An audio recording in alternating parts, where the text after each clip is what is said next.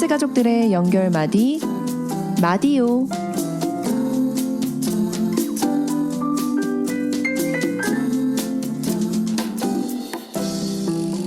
안녕하세요, 클스 가족 여러분. 마디오의 마디지기 최정민입니다. 너무 쉬워서 코웃음이 날 정도로 아주 조금씩 하라. 심리학자 로버트 마우어가 전하는 조언입니다. 2017년이 마무리되어가는 요즘, 혹시 올해 초에 계획했던 것들 중에 작심삼일로 끝난 것들이 있으신가요? 새로 계획한 것들을 지속하는데 3일을 넘기지 못하는 걸 보고 우리는 작심삼일이라는 말을 참 많이 하는데요. 실천이 지속되지 못하는 현상에 대해 심리학자 로버트 마우어는 이렇게 조언합니다. 가장 단순하고 가장 쉬운 것부터 하라. 그는 아주 작은 실천을 반복해 나갈 것을 강조하는데요. 그의 조언처럼 실천도 하나의 습관을 만들어 나가는 게 아닐까 싶어요.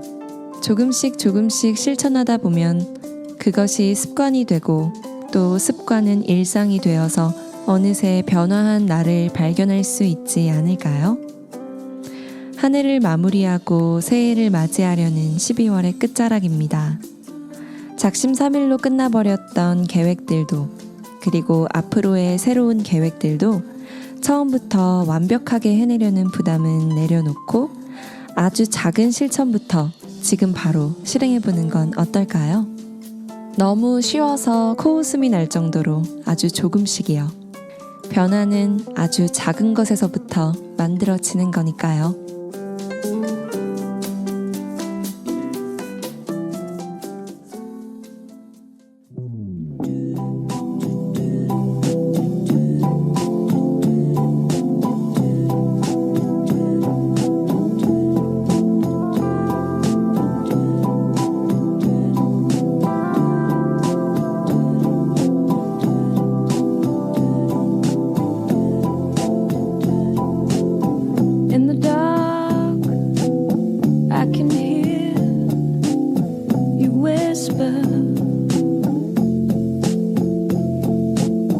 Shadows still move across the distance. What did you say? 지금 들으시는 곡은 쉘비 린의 Dream Song 듣고 계십니다. 지난주에 이어서 8기 박한규 선배님을 두 번째로 만나볼 시간이죠. 너무나 재미있는 이야기들의 마디오 역사상 최초로 2부작 편성이 되었는데요. 특별히 훈훈한 목소리와 DJ 팡규라는 깜찍한 이름으로 깜짝 DJ도 맡아주셔서 선배님의 인기가 정말 뜨거웠어요. 그래서 DJ 팡규님을 마디오의 새로운 마디지기로 영입할까 정말 진지하게 고민을 해봤는데요. 하지만 그러기엔 선배님께 들어야 할 재밌는 이야기들이 너무나도 많아서요. 오직 게스트로만 모시고 마음껏 선배님의 삶을 파헤쳐보기로 했습니다. 15기의 김현선 선배님이 저 지금 약속 늦었는데 마디오를 다 못 들어서 방문 앞에서 끝까지 다 듣고 이제야 들어가요. 오늘 진짜 너무 웃겼어요. 길거리 가면서 실실 웃다가 추워서 이빨 빠지는 기분 아시나요? 라고 메시지 주셨습니다. 연선 선배님, 이빨 괜찮으신가요? 지난 7화 정말 웃겼죠? 저희도 녹음할 때 너무 웃겨서 NG가 몇 번이 났는지 모르겠어요. 지난주 1부에서는 SK 리더십 혁신팀에서 일하고 계신 선배님의 이야기, 그리고 선배님이 대형 서점에서 한국 리더십 학교 책을 발견하시고 클스를 지원하시게 됐던 특별한 이야기, 또 필드 스터디 중에 미국 한복판에서 교장 선생님과 팔굽혀펴기 대결을 벌이셨던 이야기 등 정말 재미난 이야기들을 많이 들어보았는데요. 혹시 못 듣고 오신 분 계시다면 일부 내용은 지난 7화에서 들어보실 수 있으십니다. 그리고 오늘 2부에서는 지난 이야기에 이어서 박한규 선배님의 못다한 이야기들을 들어보려고 하는데요. 그럼 8기의 박한규 선배님과의 두 번째 시간 지금 바로 만나볼까요?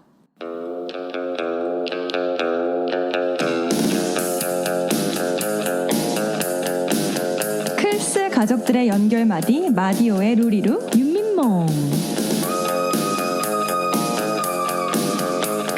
가족들의 용기 있는 삶을 파헤쳐보는 시간 지금부터 시작합니다.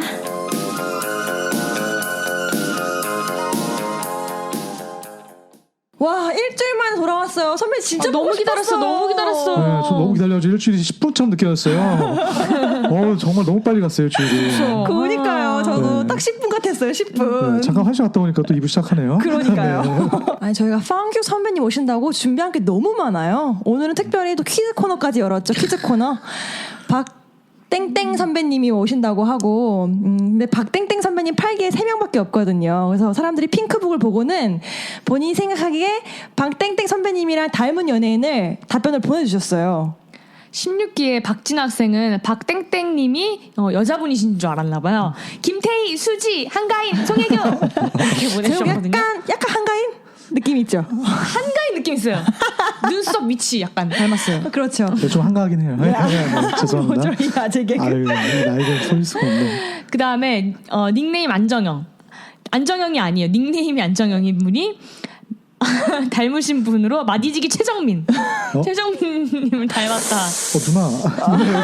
어떻게 그때 10년 전 잃어버릴 때 누나를 여기서. 누나라니요.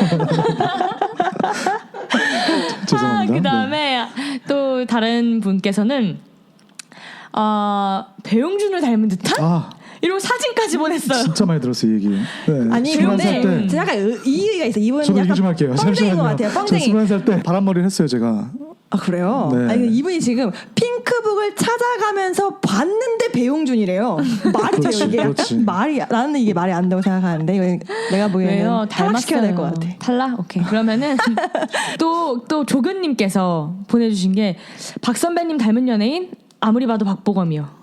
와, 되게 이거 좋아하시네요. 이거 된다, 오늘. 선배님 그래서 지금 저희가 선배님이 마음에 드시는 이 정답을 채택해가지고 커피 쿠폰 보내드릴 거예요. 근데 한 분 더 남았어요. 아직 남았어요? 네. 마디 최고님께서 박서준 선배님 쌈마이웨이 애교 보여주세요. 혹시 쌈마이웨이 애교 아시나요? 쌈마이가 뭐예요? 쌈마이웨이 드라마. 드라마예요? 네. 저희 그때 너무 가난해서 TV를 못 샀거든요, 집에. 네, 드라마를 본 적이 없는데. 이번 연도라고. 집에 TV 없어요, 저희 계속 그래요? 지금까지. 네.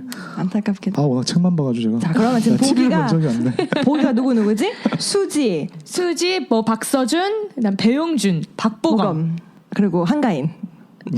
최정민도 있었네. 최정민 PD. 본인 생각하기에 선배님 생각하시기 가장 닮은 연예인.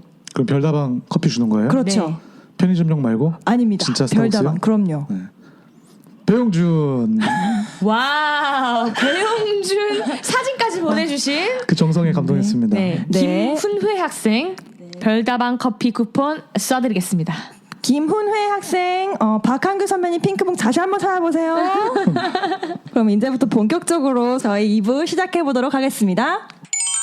선배님께서 군대를 전역하시고 크리스천의 마음을 가지고서 이제 크리스를 시작하게 되셨는데 사실 그때 학생이셨잖아요. 그렇죠. 근데 그때 전공을 이쪽이 전혀 아니라고 들었거든요. 네. 그때 전공과 지금 다른 일을 하고 계시는데 그런 거에 대한 스토리 혹은 진로에 있어서 어떤 결정을 하셨는지에 대해서 좀 자세히 들어볼 수 있을까요? 네. 뭐 누구나 이제 그런 시점이 있을 것 같은데 당시에 저는 공대생이었어요, 원래는. 네, 아까 교육이라고 얘기했지만 그건 전공이 중간에 바뀐 거고 원래는 공대에서 거의 이제 7년을 한 거죠. 그때까지 포함을 하면. 네, 그러면서도 계속 실제 실력도 부족했고 워낙 뛰어난 친구들이 많아서 그리고 저랑 잘 안 맞다는 생각을 많이 했습니다. 그러면서 다시 원점에서 고민을 했는데 내가 뭘로 하나님 나라를 섬길 수 있을까 그런 고민들이 이제 시작이 됐고 그 당시에 그러면서 이제 두 가지가 좀 떠올랐던 게 있었어요. 하나가 지금 뭐 일기에 전병기 선배님이 하시는 거 뭐 미스크에서 정태영이 하는 거 네. 그런 것처럼 사회적 기업에 대한 관심이 되게 많았습니다. 경제학을 할까? 이런 생각을 하나 하고 있었고 두 번째로 했던 게 그게 이제 교육 쪽이었어요. 제가 누군가를 성장시킨다는 표현이 웃긴데 어떤 잠재력을 발휘할 수 있게 하는 일이 있다면 지금처럼 무슨 로봇 혹은 공장 이야기 이런 공대보다 훨씬 내가 잘할 것 같고 재밌을 것 같더라고요. 즉 사람에 관심이 많았던 것 같아요. 그래서 생각했던 게 이제 교육이었어요. 교육. 그래서 그렇게 두 가지를 생각을 하다가 리더십 학교에 들어오게 됐죠. 그러면서 실제로는 이제 통일에 대한 마음이 좀 생겨가지고 4학년 때 공대 수업은 거의 듣지 않고 복수 전공으로 중국 경제통상이라는 걸 배웠어요. 네. 그래서 실제 북한과 가장 유사한 중국이라는 나라를 알아야겠다. 그래야 나중에 통일의 시점에 이르렀을 때 내가 쓸 수 있겠다라는 걸 가져가면서 정말로 내가 헌신해야 될 분야가 어딘지를 찾게 됐는데 여기 라디오 온다고 해가지고 정말로 제가 옛날 다이어리 찾다 보니까 네. 2008년도 5월 20일 9년 전. 날에 다이어리가 실제 있더라고요. 와. 그 메모장에 어떤 이야기였는지 좀. 단둘이 먹었던 것 같아요. 교장 선생님과 단둘이 밥을 먹는데 그때 아주 짧지만 임팩트 있는 얘기를 해주셨어요. 네. 그래서 얼른 그 자리에서 적었던 거고요. 다윗의 물맷돌을 잡아야 된다, 찾아야 된다. 젊은 시절에 그게 첫 번째 메시지였고 두 번째는 세월을 아껴라 라는 이야기가 있었습니다. 근데 저는 그때 물맷돌이 없었어요. 저도 굉장히 작은 자고 갖고 있는 게 없는 사람인데 무기조차 없어서 나 같은 사람을 하나님이 쓰실까? 이런 회의감에 있을 타이밍에 이런 얘기를 듣고 정말로 찾아야겠다. 그래서 조금 정말 진로 찾는 마음으로 필드 스터디를 갔던 것 같아요. 네. 네, 아까 말씀드린 두 가지 아젠다를 가지고 그리고 세월을 아끼려면 취업이냐 아니면 대학원이냐 네. 네, 그 갈림길에도 같이 서 있었고요. 네. 4학년이다 보니까 그런 큐를 갖고 필드 스터디를 떠났던 것 같습니다. 네, 그런 게 많이 영향을 미쳤죠 저한테. 그렇게 해서 취업을 하셨나요? 대학원을 가셨나요? 네, 그래서 이제 리더십 학교 그 필드 스터디에서 약간 암센터 같은 데를 한번 들렸던 것 같아요. 네, 맞아요. 네, 맞아요. 지금도 가고 아메리칸 있나요? 캔서 소사이어티 맞죠? 예, 지금도 네. 가고 있나요? 네. 네. 거기서 이제 그런 암 환자들 그리고 그 이후의 사람들을 대상으로 어떤 교육 프로그램들을 막 진행을 하고 있더라고요. 그러니까 내가 지금 이쪽 성인 교육이나 기업 교육 쪽에 대한 전문성이 있다면 저런 단체에서 쓸 수가 있구나. 꼭 기업 쪽이 아니구나. 라는 생각 때문에 이제 확 기울었어요. 사회적 기업이 아니라 이쪽 HRD라는 분야. 이게 이제 인적자원 개발이라는 건데 기업으로 치면 이제 기업 교육팀 같은 일을 하는 겁니다. 그래서 내가 그런 교육에 대한 전문성을 쌓고 기업에서 혹은 그 이후의 삶에서도 사람들의 취업과 어떤 성장에 대해서 기여하는 사람이 되고 싶다라는 생각을 하게 됐고요. 제일 첫 번째는 그거였어요. 통일에 대한 마음을 갖게 된 게 리더십 학교 강의 들을 때 탈북해서 우리나라에 오잖아요. 네. 그러면 북한에 있을 때 그다음에 제 3국을 거쳐서니까 3국에 있을 때 그리고 남한에 왔을 때 이렇게 세 개로 나눠보면 북한에 있을 때는 일단 죽겠는 거예요. 이 사람들이. 왜? 배고파 죽겠다. 그런데 제 3국에 가면 또 죽겠는 거야. 거기는 이제 계속 공안들을 피해서 방 안에만 숨어 있거든요. 그래서 무서워 죽겠다라는 이야기를 하고 정말 그런 과정들 다 거쳐서 한국에 이제 기껏 남한에 왔는데 또 삶이 너무 힘들어 죽겠어. 왜 죽겠냐고 물어봤더니 이제 몰라서 죽겠다라는 이야기를 많이 하더라고요. 너무 체제나 그런 주체사상과 대립되는 많은 가치관들 이런 것들을 알지 못하니까 정착이 안 되는 거예요. 정착이. 예. 그래서 생각했던 게 이분들의 어떤 취업인데 좀 양질의 취업을 내가 도와주고 싶다라는 생각을 많이 했어요. 예, 그 중에 하나가 HRM 즉 인사팀에 가서 실제 채용을 할 수도 있겠지만 그렇게 채용하고 손 놓거든요. 그게 아니고 그 기업에 들어온 그 사람들이 정말로 스킬과 어떤 컴피턴스 이런 역량을 키워가지고 인정받는 사람으로 정착할 수 있도록 돕고 싶다. 이제 그런 게 약간 아까 말씀드린 교육팀의 역할이더라고요. 네. 예, 그래서 그 사명을 갖고 한 걸음씩 걸어왔던 것 같습니다. 예, 그래서 결국에는 이제 제가 대학원에 어플라이를 했고요. 네. 그렇게 해서 석사 과정을 산업인력개발학이라는 곳으로 들어가게 됩니다. 네. 멋있으시다 진짜. 그러게요. 그리고 지금 말씀을 들으니까 이렇게 쭉 걸어오시면서 약간 선배님의 아이덴티티가 바뀌고 비전이 조금씩 모양을 갖춰가고 하면서 선배님께서 지금 말씀해주신 비전이나 소망을 위해서 네. 내려놔야 됐던 것들이 좀 있었을 것 같아요. 그렇죠. 혹시 선배님께서 좀 힘드셨던 거나 포기해야 됐던 거, 내려놔야 됐던 게 어떤 게 있나요? 그렇죠. 제가 시골 학교에 살았던 이유는 있겠죠. 뭐 자연을 그렇게 좋아해서 간 건 아니고요. 아버지의 약간 부도가 있었어요. 그래서 그 빚을 피해서 3학년 때가 4학년 때 갔는데 그때부터 계속 따라다녔던 게 어떤 가난이었던 것 같아요. 예. 그러면은 이제 웬만한 상위권 대학교에 공대를 나온 사람이면 그때 이공계 취업이 잘 됐거든요. 저희 때는. 맞아. 그러니까 웬만한 대기업을 이제 갈 수 있는 상황인데 네. 부모님들이 그걸 기대하고 계시고 그럼 딱딱딱 봤을 때 당연히 얘는 취업을 하겠지. 뭐 S 회사, 뭐 L 회사 이런 데 취업을 하겠지라고 생각하셨는데 갑자기 딱 대학원 입학원서를 이제 가져온 겁니다. 제가. 그래서 어머니 좀 반대가 있었어요. 너 이제 그럴 때가 아니다. 가서 돈을 좀 벌어와야 된다라고 했는데 근데 아버지가 이제 좀 저를 지원하실 마음이 생기셨나 봐요. 저희 부모님은 믿는 분은 아닙니다. 두 분 다. 제가 정말로 존경하지만 그래서 아버님이 이제 내가 막노동을 해서라도 한규 너 원하는 거 한번 해봐라. 네 꿈을 위해서 한번 나아가봐라. 라고 하시면서 실제 지금도 막노동을 하고 계세요. 실제로. 지금 이 시간에도 저랑 나이 차이가 그렇게 많이 나진 않는데요. 그렇게 아버님께서 하시면서까지 저희 대학원을 지원해 주셨고요. 왜냐하면 대학원은 돈을 플러스로 벌어오는 게 아니고 그렇죠. 학자금이라는 게 네. 있잖아요. 그 등록금 이런 것들이 마이너스 나가는 상황인데 그런 것들을 감당하면서 가라라고 해서 지금도 학자금 빚이 굉장히 얼마 전까지 많았습니다. 이제 정산을 했지만 그런 게 하나 있었고요. 그러다 보니까 이제 제가 쌓아놓는 거 그렇게 마이너스만 붙는 거예요. 통장에. 네. 마이너스가 붙어있는 큰 통장이 있었죠. 학자금 대출 받으면서. 그런데 교제하던 여자친구와도 결혼할 수 없는 시점이라고 생각을 했었는데 왜냐면 3가지 정도 키가 필요하잖아요. 뭐 차 키, 집 키, 사무실 키가 있어야 결혼할 수 있다면서요. 세상적인 기준에 따르면. 근데도 불구하고 와이프 어린 나이였어요. 와이프가 26살이었고요. 저도 한 31 정도 결혼했는데 그거보다 1년 전에 서로 결혼을 이야기했고 그러면서 실제로 한 4.5평에 정말로 딱 2명만 누울 수 있고 누울 때는 또 의자를 책상 위에 올려야 되는 그런 와. 고시원 모양의 원룸을 가게 됐어요. 근데 와이프가 오케이를 해주더라고요. 그래도 결혼하겠다. 그럼 뭐 이런 거 막 있잖아요. 막 혼수 같은 것들을 다 포기하고 실제 그 4.5평에 살고 있던 여자분이 한 명 있었는데 그분이 쓰던 가구와 전자제품을 다 그대로 한 90만 원인가 인수했어요. 네. 새 거가 없었습니다. 그런데도 결혼할래? 하겠다. 멋있다. 라고 하면서 이제 저를 우리 PD님 표정 보세요. 받아줬죠. 지금. 사랑에 빠진 눈빛이네요. 그러니까요. 아마 저의 미래를 본 것 같습니다. 저의 미래를 보고 그때 박사과정이 있었기 때문에 미래를 보고 한 것 같기도 하고 제 뒤에 계신 뭐 예수님을 봤겠죠. 와. 뭐지 이 명언? 근자가 뭐지? 준비해 오셨죠 이거 집에서. 아닙니다. 준비해 오셨네. 그렇게 해서 아주 작게 시작해가지고 이제 하나씩 채워가는 것들을 경험을 했고 그러면서 이제 박사과정이 끝났어요. 15년도 2월에 생각보다는 제가 파트타임으로 했거든요. 회사를 다니면서 했는데 그렇게 끝나고 났더니만 하나님이 또 이렇게 이직의 기회를 주시더라고요. 그러면서 SK텔레콤이라는 곳에 16년도 1월에 가가지고 거의 1년 만에 빚을 다 갚았습니다. 그 학자금 대출 빚을. 그러니까 많이 우리를 붙잡았던 요소들이었지만 실제 당시에도 그랬고 이런 재정적인 훈련들이 두렵진 않았어요. 네. 좀 서로 그 믿음이 있었던 것 같아요. 크리스천이라는 게 정말 감사하더라고요. 그 와이프는 교회에서 만난 친구인데요. 그런 믿음으로 한 걸음 한 걸음 걸어왔다라고 좀 소심하게 얘기하고 싶습니다. 자신 있게 얘기하기 어렵고요. 네. 너무 멋있다. 멋있어요.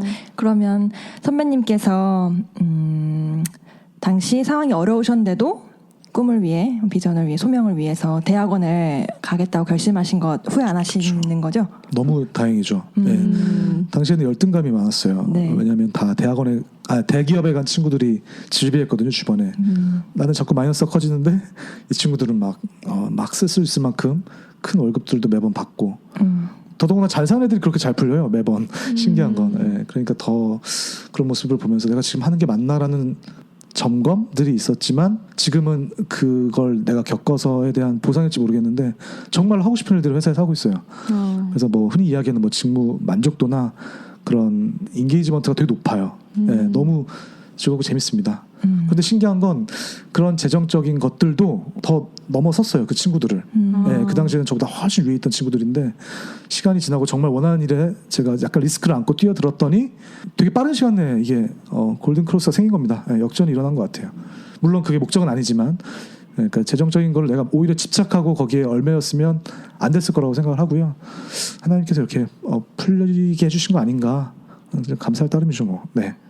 선배님께서 당시 생활이 어려우셨어도 마음이 부자였으니까 그렇죠. 가난한 부자. 예. 가난한 부자. 이 얘기를 해야 되는구나. 가난한 부자라고 아까 유난히가 얘기를 해버렸는데 제가 이제 푸어 리치라는 걸 이메일 계정을 쓰고 있어요. 네. 회사 이메일도 아예 그렇게 썼었습니다. 예전에는.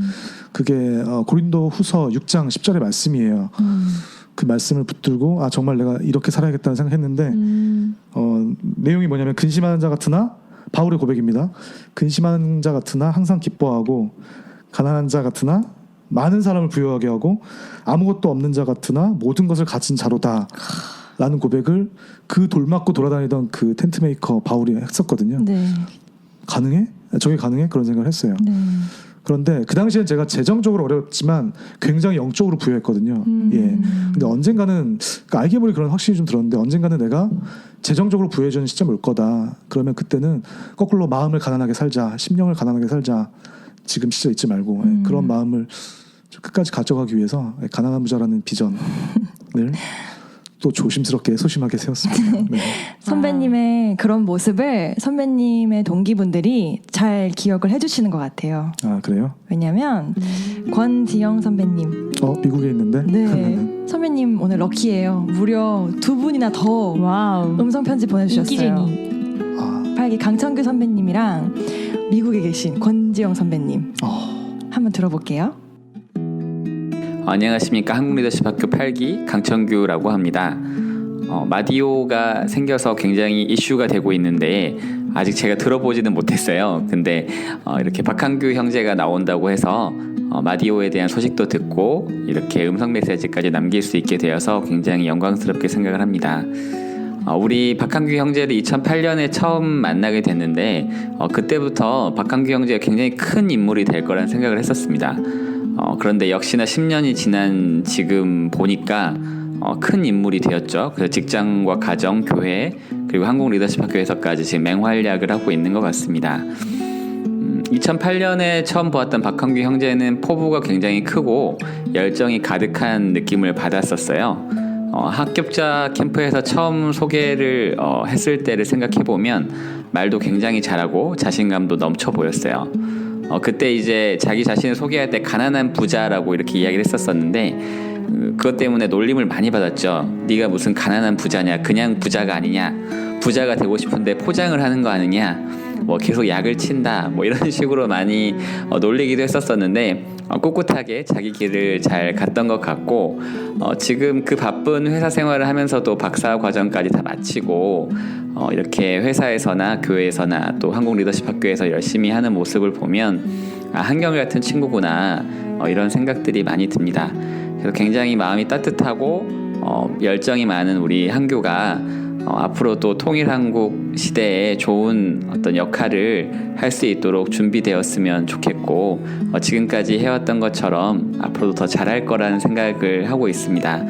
바빴을 텐데 또 이렇게 마디오의 게스트까지 나가서 이렇게 많은 분들에게 좋은 시간이 될 수 있도록 해준 부분에 대해서 참 고맙고 앞으로도 박한규 형제 앞길에 하나님께서 큰 은혜를 주시기를 기도하겠습니다. 그리고 마디오 준비하시는 많은 분들에게도 동일한 은혜가 있었으면 좋겠습니다. 이런 시간들을 주셔서 참 감사합니다.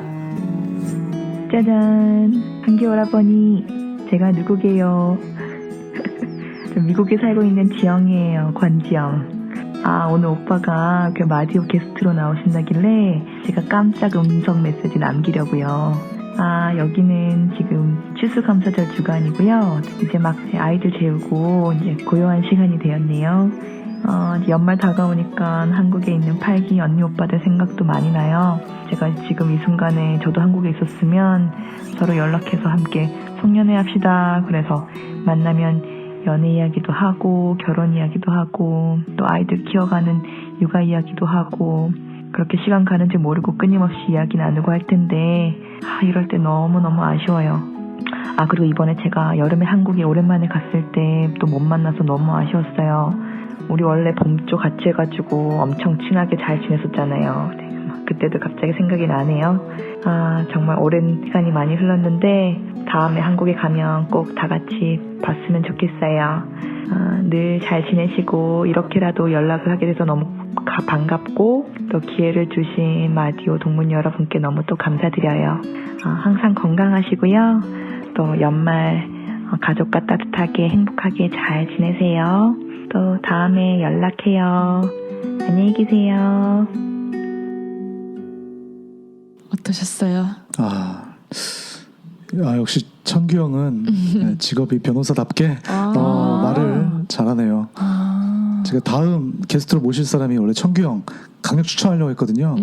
그동안 이제 마디오 잘 안 들어간다고 그랬는데 오늘부터 꼬박꼬박 챙겨 들으시고요. 마음의 준비 시작하시기 바랍니다.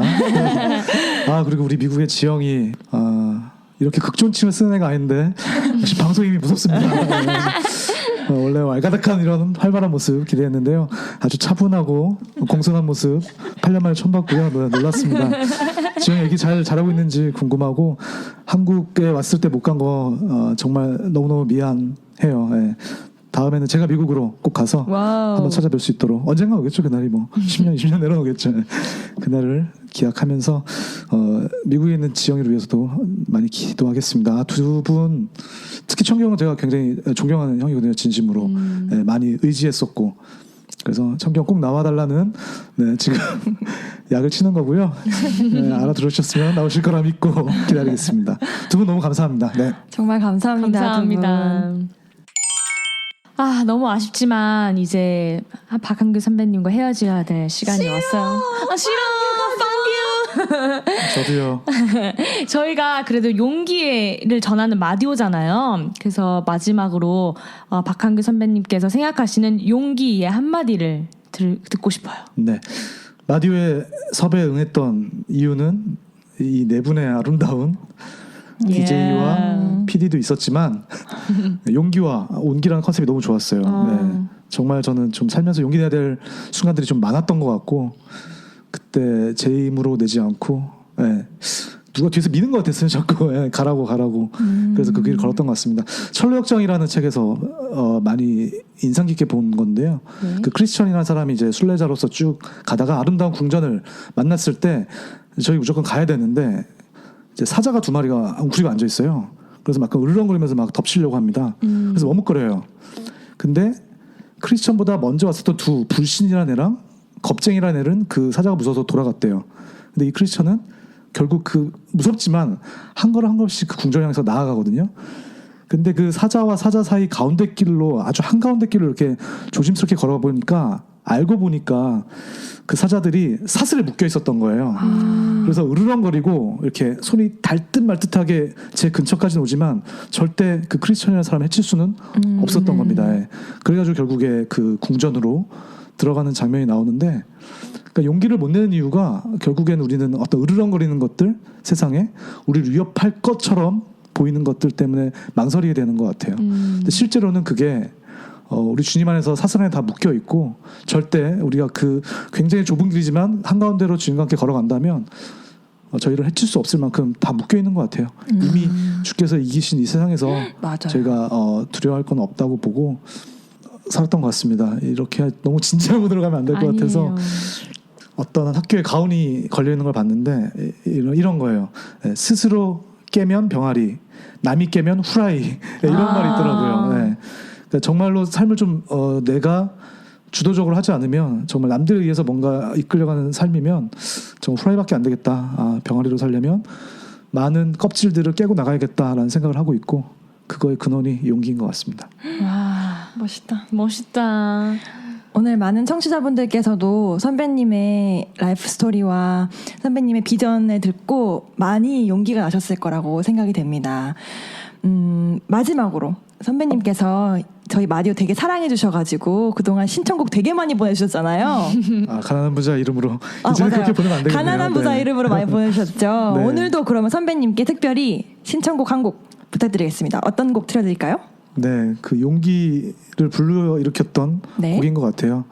그래서 혼자 차에 있으면 막 크게 따라 부르고 그러곤 하는데 너무 높아요, 음이. 뭔데요? 네, 많이 보기 쉽니다. 항해자라는 곡 한번 신청해 볼게요. 네, 항해자 피디님 부탁드려요. 자, 그럼 오늘도 너무너무 우리 빵규님과 팔기 박한규 선배님과 했던 즐거운 시간 이렇게 마치겠습니다. 너무 아쉽지만 여기서 보내드릴게요. 네, 여러분 다음 시간에 만나요. 안녕. 안녕. 눈을 감으면 느껴지는 따스한 마디마디의 온기 용기를 전합니다. 마디오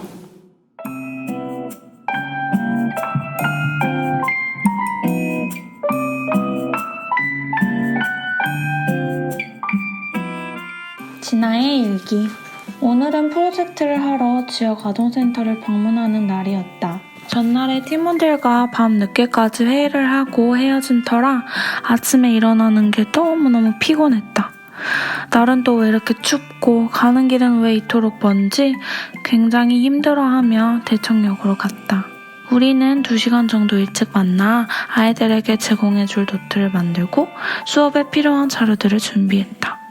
그러고 나서 다 같이 센터로 갔는데 원래 오기로 했던 아이들 중 2명은 연락이 두절되어 3명만으로 수업을 시작하게 되었다. 하지만 그 3명의 아이들이 가지고 있던 에너지는 8명의 선생님들의 에너지를 합한 것보다 훨씬 더 크고 굉장했다. 첫 2시간 동안은 함께 콜라보하는 미니 필스팀에서 아이들에게 NGO에 대해 알려주고 우리가 방문하게 될 3곳의 NGO에 대해 소개하는 시간을 가졌다. 아이들은 우리가 준비한 노트에 열심히 필기하고 퀴즈를 열정적으로 마치며 간식도 열심히 먹었다. 처음 들어보는 것들이라 생소했을 텐데 배우려고 하고 궁금해하는 그들의 반짝거리는 눈빛이 너무나도 예뻐 보였다. 그리고 나서는 15기 정다정 선배님이 오셨다.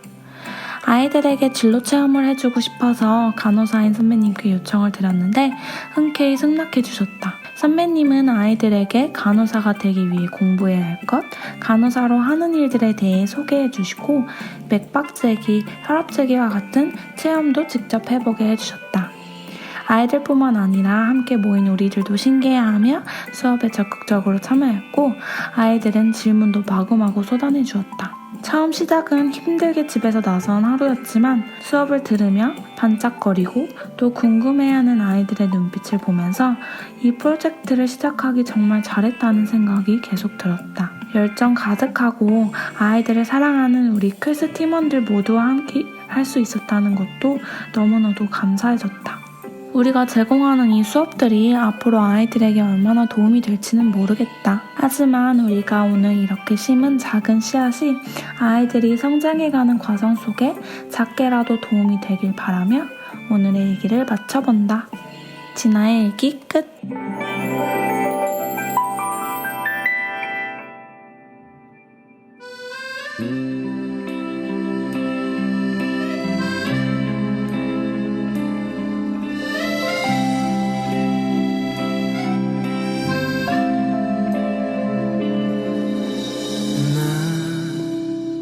비로소 이제 깊고 넓은 바다 간다. 두려움에 떨고 있는 내 손을 주는 결코 놓치지 않으셨다. 나 비로소 이제 오늘의 마디오 마지막 곡, 오늘의 게스트셨죠? 8기 박한규 선배님이 신청하신 항해자 띄워드리고 있습니다. 오늘의 마디오 8번째 연결 어떠셨나요? 16기의 이효선님이 최 PD님 오프닝이 항상 좋아요 라고 메시지 주셨네요. 효선님이 좋으셨다고 하니 저도 참 좋네요. 감사해요 효선님. 12월 셋째 주 어느새 16기 정규 수업도 끝이 났고 저희 마디오도 이제 마지막 방송만을 남겨놓고 있습니다. 마디오는 2017년 16기의 2학기 프로젝트로 만들어졌던 라디오였어요. 클스 가족들에게 용기와 온기를 전해드리고자 만들어졌던 프로젝트가 다음 주 방송을 마지막으로 이제 종료가 되는데요. 그래서 마디오 마지막화 이벤트를 진행하고자 합니다. 그동안 저희 4명의 마디지기에게 궁금했던 점이나 마디오에게 건네는 용기 한마디를 문자로 보내주세요. 문자 보내주신 분들께는 추첨을 통해 별다방 커피 쿠폰 보내드릴게요. 카카오톡에 마디오를 검색하시고 친구 추가하시면 문자 참여 가능하십니다. 오늘도 각자의 자리에서 한 걸음 한 걸음 뚜벅뚜벅 걸어나가고 계실 우리 클스 가족 여러분들을 응원합니다. 오늘도 방송 함께 해주신 분들 감사드리고요. 클스 가족 여러분 사랑합니다.